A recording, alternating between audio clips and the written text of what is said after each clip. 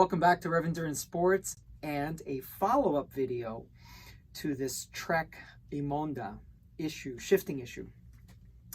And it's interesting because I got quite a few, I got a variety of comments. So I've got some people who said, hey, I've had this bike for a long time, never had an issue.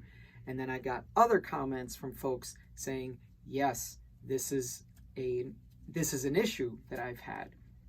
So, one of my old friends, Rich, chimed in. I didn't know his girlfriend had one of these, but he's had to replace this cable guide several times. And now he keeps a spare. And then also a gentleman named Scott was talking about how he ran some plastic sheathing through the frame. So just to catch everyone up on what we've been talking about, these are the cable guides that are attached to the bottom of this Trek Emonda. And I use the term loosely of attached because they're not really held in place with anything.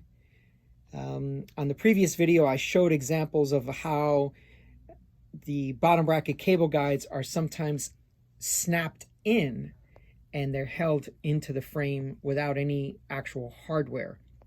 They just plastic pieces that snap in. So where this goes is underneath here, and there's a little notch, a little depression where it sits right in here, and then the two cables. Well, I guess when it wears out, when one of the two grooves wears out, it moves, and in particular, this one migrated into the frame and was jamming up his front derailleur shifting. So in the process of repairing it, I didn't see a cable guide in the frame, so I put in this plastic sheathing in reverse from the bottom bracket up to, if you look here, where it exits the frame on the down tube, which would be in reverse, of course, because that's where the cable enters the down tube. So I have it secured in place. I'm going to run a new cable today, and then I'm just going to trim this and leave it in place so that the next mechanic has a very easy job in replacing a front derailleur cable. If and when we need to replace the rear derailleur cable, we will do that also. And that way we'll leave the plastic sheathing in there.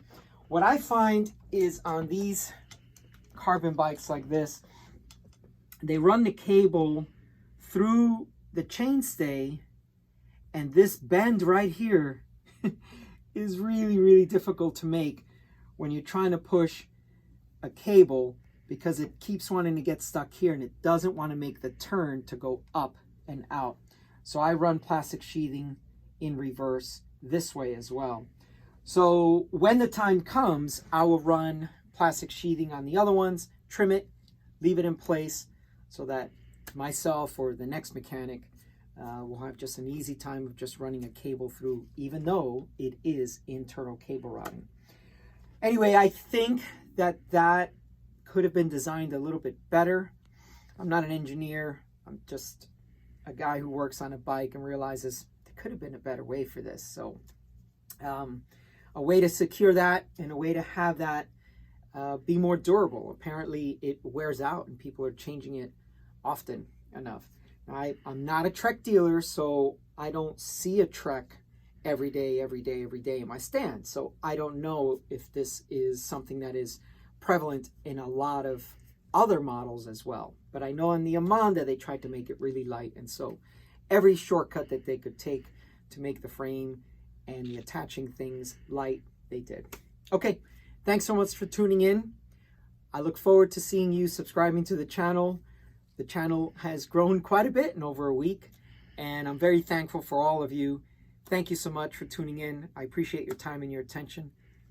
Please like and subscribe, and we'll see you up the road.